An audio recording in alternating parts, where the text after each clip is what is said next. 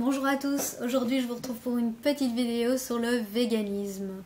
Oui, vous avez bien entendu, ce mot tellement à la mode, tellement en vogue. Je pense que vous en avez déjà entendu énormément parler. Aujourd'hui, si je viens, c'est pour vous amener quelques pistes de réflexion, vous donner mon point de vue et peut-être, qui sait, peut-être faire bouger les choses, on ne sait jamais. Donc voilà, mais je commence. Je ne sais pas si, donc pour ceux qui ne seraient pas au courant, je vais quand même expliquer en 2 mots ce qu'est le véganisme. Le véganisme, le fait d'être végan, est une philosophie de vie. On peut dire aussi un régime alimentaire qui prône le respect total de l'animal. À savoir, on ne consomme rien à base animale. On est contre le test sur les animaux, que ce soit pour la recherche, pour les produits cosmétiques. Donc on ne va vraiment rien consommer à base animale, c'est-à-dire qu'on ne consomme pas d'œufs, on ne consomme pas de lait, on ne consomme pas de miel, on ne consomme rien, on ne consomme pas de poisson, rien à base animale. On ne va pas pouvoir porter de fourrure, de cuir, de mettre du rouge à lèvres ou mettre du cosmétique qui aura suscité une quelconque maltraitance envers l'animal. Alors évidemment ce que je vais vous dire là évidemment ne regarde que moi, que ma grille de lecture, que ma personne, ce n'est pas une vérité. J'espère que ce que je vais vous amener va vous permettre de pouvoir réfléchir par rapport à vous, votre personne. C'est en rien quelque chose que je souhaite imposer aux autres. Voilà, donc c'est parti. La première chose pour laquelle je ne suis pas végan, c'est que heureusement ou malheureusement, les gens que je côtoie et que je connais qui sont végans, j'ai pu observer, en tout cas dans leur manière d'être et de faire, que ce sont des gens qui sont pleins de bonne volonté, qui ont plein d'enthousiasme, mais malheureusement ils ont envie, enfin il y a quand même une forte revendication dans la manière de faire. Je ne sais pas si c'est pareil pour tout le monde, mais j'ai même remarqué, j'étais sur quelques sites, je remarque que c'est quand même propre au mouvement, que c'est pas forcément propre à ces personnes que je connais. C'est un mouvement qui revendique le fait d'être végan. C'est quelque chose qu'ils affichent, c'est un peu comme une religion aujourd'hui, j'ai l'impression. Il y a quand même un code à respecter qui est quand même assez important, assez extrême, même si quand on lit un petit peu le mouvement, on se rend compte qu'on c'est vraiment, on essaye de pousser les gens à ce qu'ils puissent le faire le plus possible, dans la mesure du possible, mais en même temps, voilà, c'est toujours un petit peu à double tranchant. Si tu ne le fais pas, tu n'es pas végan, si tu le fais à fond, tu es végan. Moi, ça me pose un petit problème. Donc, j'ai vraiment du mal avec le fait de devoir revendiquer, de pouvoir mettre cette étiquette « je suis végan ». J'ai un problème avec les étiquettes, ça ne regarde que moi, mais je n'aime pas le fait de m'enfermer dans un groupe, dans quelque chose de sectaire, dans quelque chose qui devient finalement dogmatique et religieux. J'appartiens aux végans, les autres, ils sont différents. Déjà, ça me pose un problème. Pourquoi? Parce que souvent, il y a un amalgame qui se fait entre le choix qu'on fait, nos choix personnels. Nous ne sommes pas nos choix. Je m'explique par là. C'est les choix qui font partie de nous. Je ne sais pas si ça paraît clair ce que je dis. Nos choix religieux, sexuels ou alimentaires, pour moi, ils font partie de nous. Mais ils ne sont pas nous. C'est-à-dire que le fait, par exemple, d'être homosexuel, eh bien, si je suis homosexuelle, je ne vois pas pourquoi je dois revendiquer que je suis homosexuelle. Ça appartient à la personne, je suis homosexuelle, c'est mon choix, ça fait partie de moi, je peux être fière et je peux influencer les choses tout simplement en étant moi-même et en faisant valoriser mon potentiel, mes idées. Mais pourquoi est-ce qu'il faut chaque fois se renfermer dans un groupe? Alors, je sais que ça fait partie, c'est le 3e besoin les plus importants de l'homme. Donc après les besoins physiologiques et de sécurité, il y a le besoin d'appartenance, hein, si on se réfère quand même à la pyramide de Maslow. C'est quelque chose qui est important parce d'appartenir à un groupe. On doit pouvoir se définir par rapport à soi-même et par rapport aux autres. ça fait partie de la construction, ça fait partie de l'évolution humaine. Mais jusqu'où doit aller cette étiquette? C'est ça qui me pose question. Jusqu'où doivent aller ces appartenances? On le sait bien depuis la nuit des temps que ce sont ces étiquettes et la manière dont on les utilise et jusqu'où on les utilise qui crée le rejet, la violence, la colère, les guerres. Enfin voilà les gars, il faut juste essayer de penser un petit peu à l'histoire. À partir du moment où j'appartiens à un groupe, forcément je me différencie de mon prochain, je me différencie de mon collègue. C'est comme ça, c'est inévitable. Évidemment, ça me rapproche de d'autres personnes et c'est chouette et ça amène une solidarité entre les personnes du même groupe. Mais j'ai envie de proposer, pourquoi est-ce qu'on ne peut pas juste appartenir à l'espèce humaine? Pourquoi on ne peut pas juste se dire, voilà, j'appartiens à l'espèce humaine, je suis un homme et j'ai mes spécificités, j'ai mes choix et je les valorise et à travers ma personnalité, je peux faire bouger les choses. Mais pas à partir d'un groupe. C'est là d'où est toute la nuance. Mais je sais que ce n'est pas encore gagné, je sais que c'est quelque chose de très difficile à appliquer dans la vie de tous les jours parce qu'on a besoin d'appartenir à un groupe, que les gens nous poussent à choisir finalement dans quel groupe on se situe. Donc, c'est quelque chose qui, moi, me pose problème. Les gens qui se revendiquent, je suis végan. C'est limite, ils sont végans avant d'être une personne. Mais il y a un moment où on se dit, oula, attends, il y a un souci, quoi. Moi, ça me pose un problème. Mais ce n'est pas le véganisme. Ici, le problème, c'est les étiquettes. Le fait de... C'est comme le foot, c'est comme les clans. Enfin, je veux dire, on l'a vu dans combien de films que ce sont chaque fois les guerres de clans. Enfin voilà, il y a des séries en vogue pour le moment, enfin tout ce qui fonctionne, mais forcément on est dans un groupe et c'est toujours deux groupes qui se tapent dessus pour des raisons complètement ridicules et puis il y a de la surenchère et c'est ce qui crée les guerres. Donc déjà, rien que pour le fait d'appartenir à cette étiquette « je suis végan », je dis non. Voilà, ça c'est la première chose. J'ai envie aussi de dire que peu importe les choix qu'on fait, ils nous appartiennent. On peut les exprimer, on peut les montrer, mais cette étiquette doit pas prendre, jusqu'où doit aller cette étiquette et jusque quand on va s'en servir et pour quelles raisons. C'est ça qui est intéressant à se demander. Deuxième chose pour laquelle je ne suis pas végane, c'est que je trouve que le véganisme est quand même un mouvement quand même très extrémiste. Je m'explique par là. On est dans quelque chose, on est dans un monde où on est dans l'abondance, le surplus, enfin surtout ici en Occident, je parle pour l'Europe, on est vraiment dans quelque chose d'exagéré, donc forcément pour lutter contre ça, il y a un mouvement qui vient avec quelque chose d'exagéré. Est-ce que c'est forcément en allant dans une extrême qu'on va réussir à annuler l'autre extrême? Je sais pas. Franchement, je sais pas. J'ai l'impression que pour moi, le mouvement végan n'a rien de naturel. Mais vraiment rien de naturel. Pourtant, ça se voudrait naturel parce qu'on va pour l'adoration de l'animal, pour l'adoration des végétaux. Bon, on n'adore pas l'humain, ça c'est clair. Mais ça n'a rien de naturel. Je m'explique par là. Déjà d'un point de vue scientifique. On nous a dit que nous étions des animaux, nous étions omnivores. Alors, dans omnivore, on entend omnis, qui veut dire tout. Donc, l'homme peut manger de tout. On peut manger des fruits, on peut manger des végétaux, on peut manger de la viande, on peut manger de la volaille.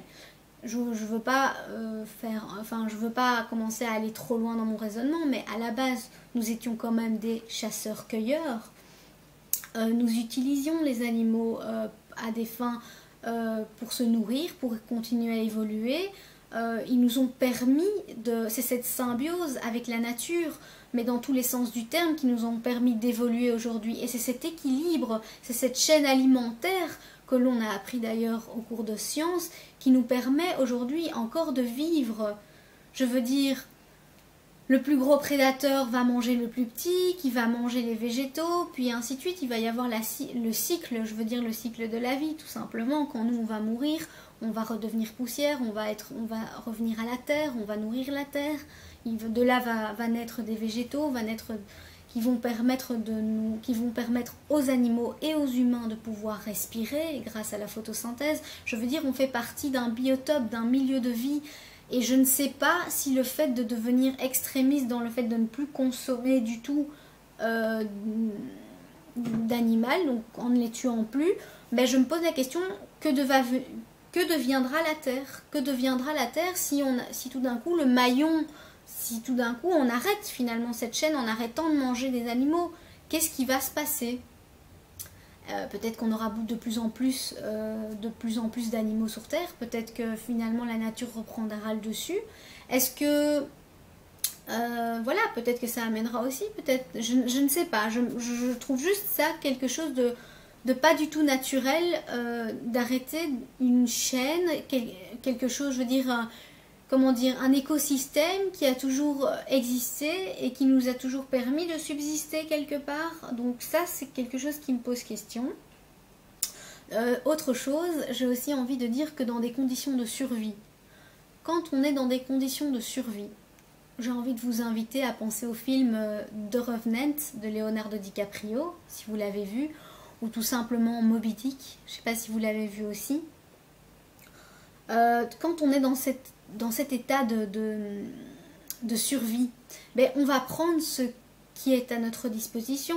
On va manger des végétaux, mais on va aussi manger des animaux. Je crois que quand on n'a plus mangé depuis je ne sais pas combien de temps, ben, le poisson, on ne va pas dire « Ah, je suis végan ».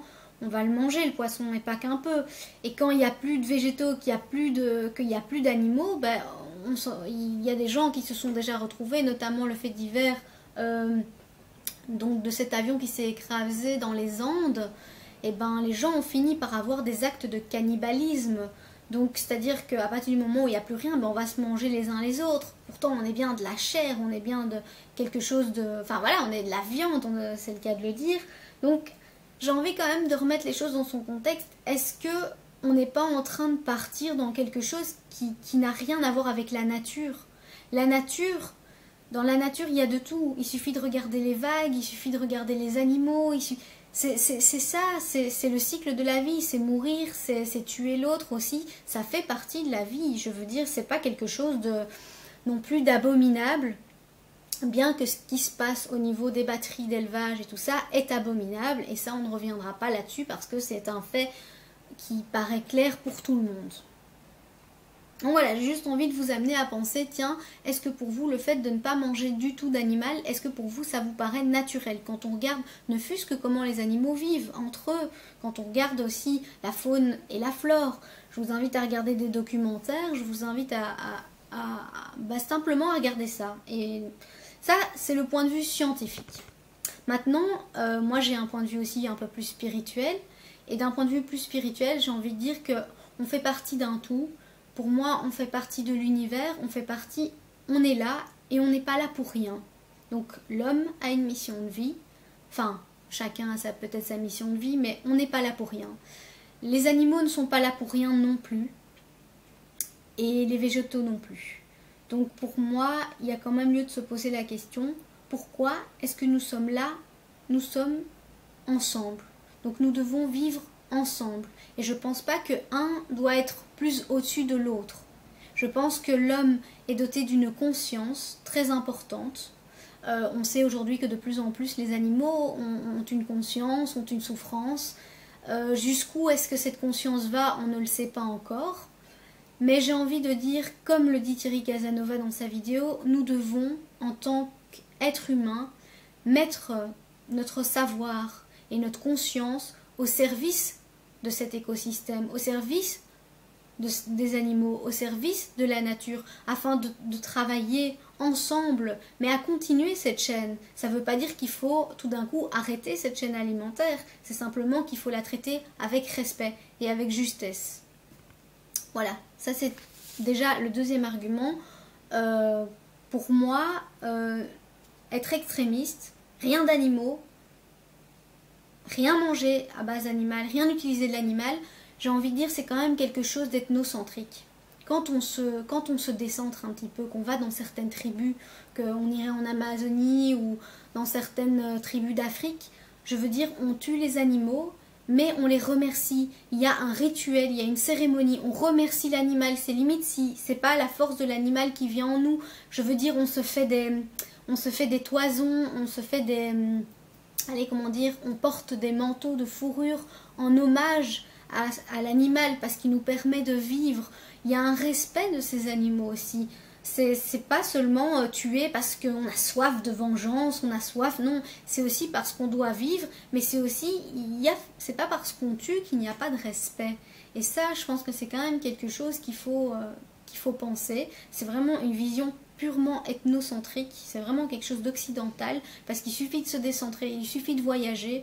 Vous allez dans les montagnes, vous allez crever la dalle, je vous jure que quand vous allez voir un lac, vous allez pêcher, vous allez retirer un poisson. Croyez-moi que vous serez heureux de manger ce poisson. Je ne sais pas si vous allez avoir autant de plaisir. Bon, après ça, c'est un point de vue personnel, tout à fait personnel. Peut-être qu'il y a des gens qui vont préférer évidemment se griller, enfin manger des écorces ou que sais-je, je ne sais pas.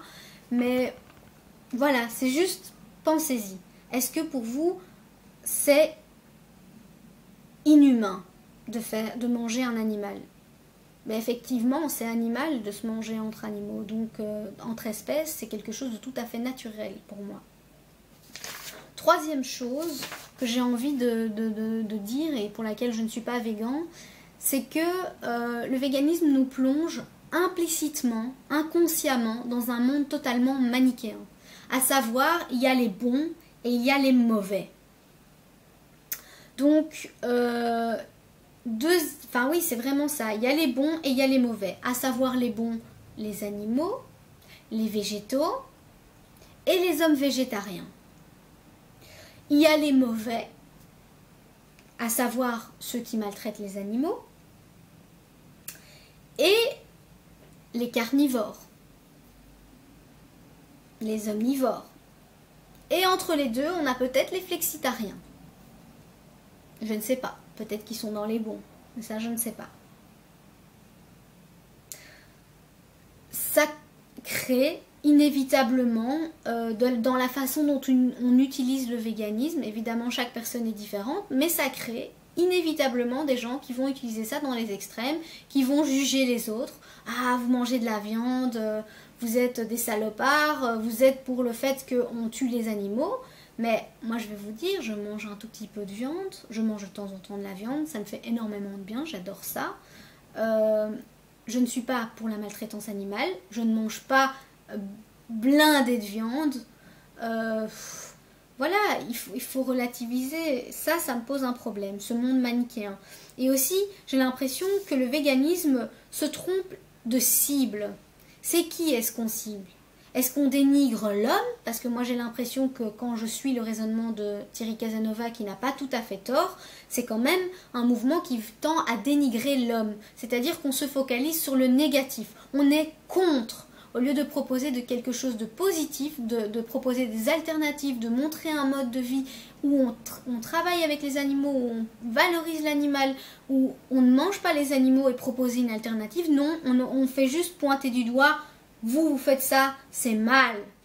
Alors, est-ce que, je me pose la question, est-ce que c'est en véhiculant des vidéos violentes, abominables, que vous pensez que quelque chose de positif peut émerger?